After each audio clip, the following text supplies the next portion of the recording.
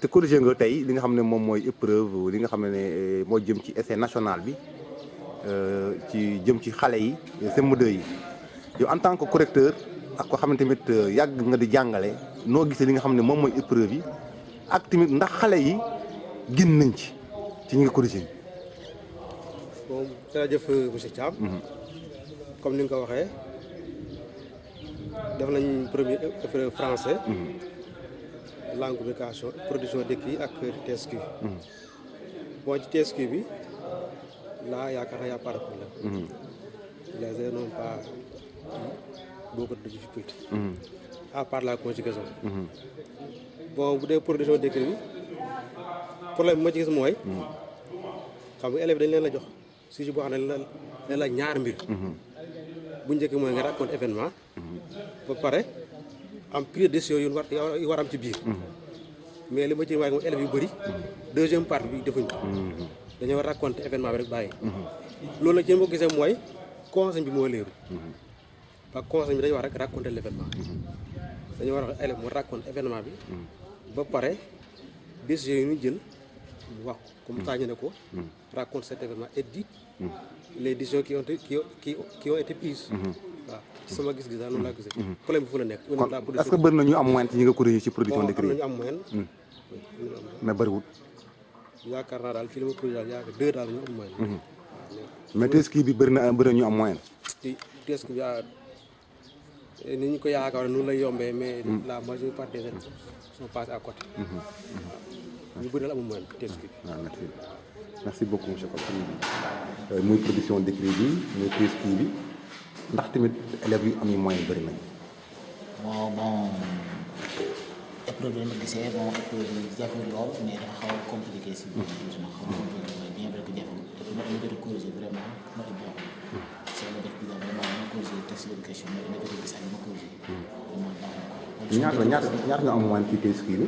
bon TSQ bi moom c'est pas correct mais franchement ñu am moyen bëri ko production dëkk daal moo gën a baax par rapport ak TSQ bi production dëkk bi baax mais production dëkk aussi vraiment xaw na complication ci début de sujet bi ak aussi vraiment dafa ndar ci booy daal parce que boo xoolee seen production bi vraiment manqué na trop. est-ce que booy wax nañ ci deuxième partie bi maanaam prise de décision yi. waaw foofu communication bi prise de décision yi vraiment la majeure partie booy yi parce que vraiment handicapé quoi ci wàllu merci beaucoup. madame Ka waaw yow corrigé nga li nga xam ne moom mooy essai national bi. gis nga def nañ nga xam ne moom mooy production d'écrit ak test de question noo gisee essai bi est-ce que xale yi génn nañ ci li nga corrigé est-ce que xale yi am nañ ay moyens yu baax. waaw mën naa wax ne essai bi démarré nañ ko. mais def nañ production d'écrit test de question la ñu njëkkee. mais gis nañ ne xale yi franchement. ñoo xamante ne dañoo daal. xaw ma li ko waral mais li ma corrigé. franchement ñu am problème. ci TSQ bi la wala ci production d'écrit bi. TSQ bi. production d'écrit aussi.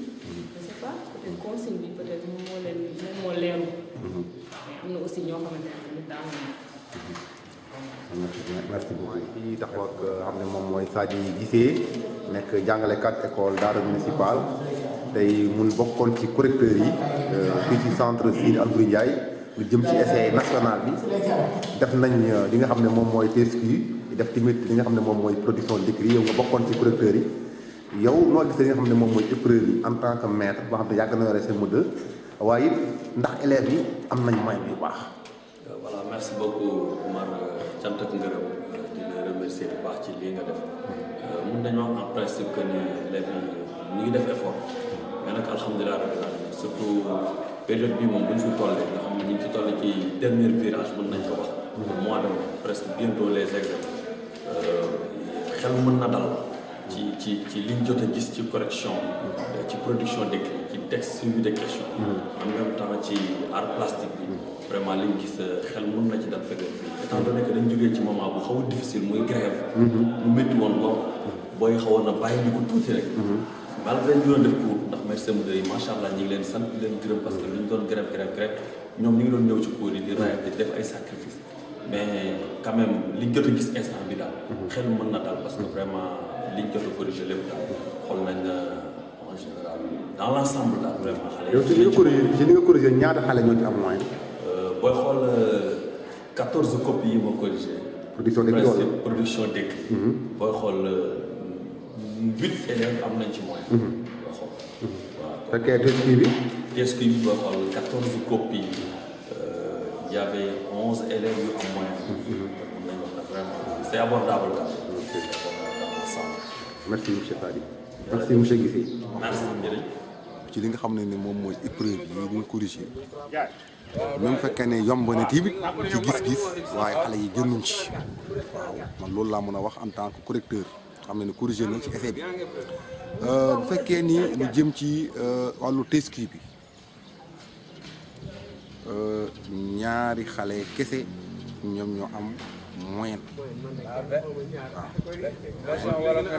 ci li nga xam ne nag moo nekk épreuve bu fekkee ni ci wàllu production d'écrit bi parce que production d'écrit bi dañoo wax xale yi nañ daal di nettali li nga xam ne ni moom mooy set-setal waaye ba pare yan décision lañ ci jël ba mën a aar li nga xam ne ni moom mooy mbedd mi ba mbedd mi du climat xale yu ci gën a bëri nag nettali nañ set-setal gi gaa waaye waxuñu décision yi xam ne ji dinañ ko jël ngir mën a sàmm li nga xam ne moom mooy catu mbedd yooyu kon daal ñoom it ñu ci gën a bëri amuñu moyen ci production d'écrit man ci ñi ma corrigé yëpp kenn kese moo ci am moyen ci production te corrigé naa lu toll ci ñaari fukki copie kon xam nga ne loolu baaxul